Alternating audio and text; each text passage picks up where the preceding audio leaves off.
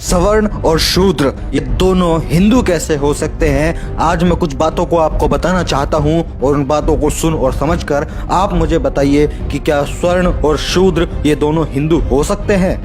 एक संविधान को नकारता है तो दूसरा संविधान को मानता है, तो दोनों हिंदू कैसे हैं। एक युद्ध में विश्वास करता है और दूसरा बुद्ध में विश्वास करता है, तो बताइए दोनों हिंदू कैसे हैं।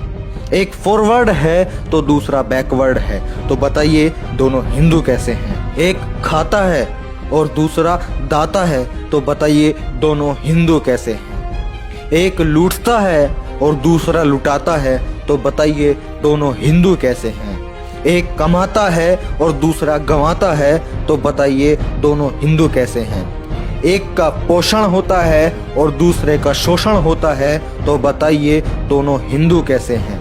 एक काल्पनिक है और दूसरा वास्तविक है, तो बताइए दोनों हिंदू कैसे हैं। एक विषमता को मानता है, दूसरा समता को मानता है, तो बताइए दोनों हिंदू कैसे हैं। एक पाखंड को मानता है, दूसरा विज्ञान को मानता है, तो बताइए दोनों हिंदू कैसे हैं। एक पूरे देश का बनता है और दूसरे को सिर्फ जाति का नाम दे दिया जाता है, तो बताइए दोनों हिंदू कैसे हैं।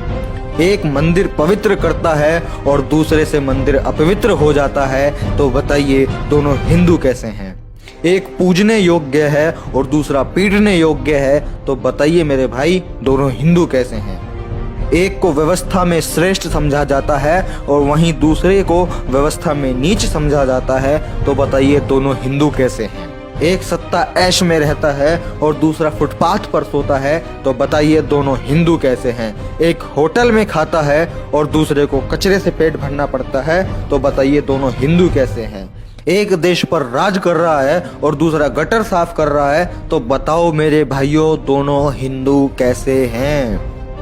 इन तथ्यों से साबित होता है कि हिंदू धर्म नहीं है, यह सिर्फ सत्ता छीनने का एक राजनीतिक षड्यंत्र है।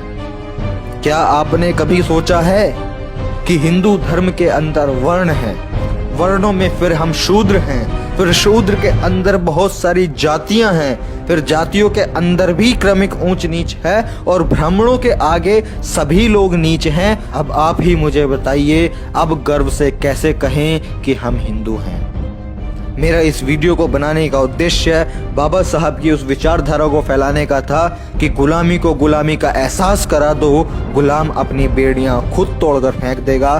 तो दोस्तों ये सारी वो चीज़ें मैंने बताई हैं जिससे हमारा समाज आज पीड़ित है और गुलाम है। अगर आप इस चीज़ को महसूस करते हैं तो आज ही इन गुलामी को जंजीरों को तोड़िए और बाबा साहब का सपना बौद्धमय भारत बनाने का उस सपने को साकार कीजिए। तो अगर ये वीडियो आपको यूज़फुल लगा हो और आपको लगता है कि ये चीज़ लोगों को पता चलनी चाहिए और जितने भी हमारे समाज में गुलाम हैं आज भी, उन लोगों को उनकी गुलामी का एहसास होना चाहिए, तो इस वीडियो को ज़्यादा से ज़्यादा लोगों तक ज़रूर शेयर करें। जय भीम, नमो बुद्धाय, जय मूल निवासी। मैं मिलता हूँ आपसे अगली किसी वीडियो में।